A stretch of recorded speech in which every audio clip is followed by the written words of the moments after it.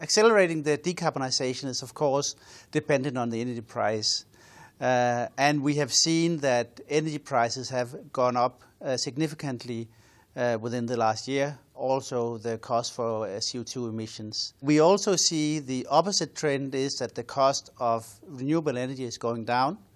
In offshore wind, we have seen within the last 10 years the production cost for offshore wind to fall with 66%.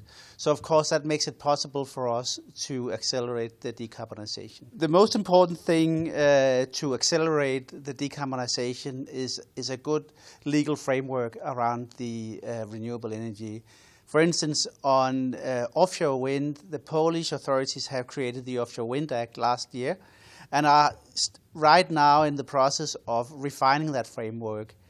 What I think is most important for the acceleration is that you create an ecosystem of suppliers, of developers, and of course the government. And one of the most important part of that ecosystem is a competitive situation where you get many different developers into the market and compete, of course, on price, but also on the timelines and the reliability of the wind farms. And another aspect could be the ambitions of the Polish authorities when it comes to offshore wind. There are currently plans for about 11 gigawatt offshore wind in Poland. External reports are saying that could be a potential in the Baltic Sea of up to 28 gigawatt.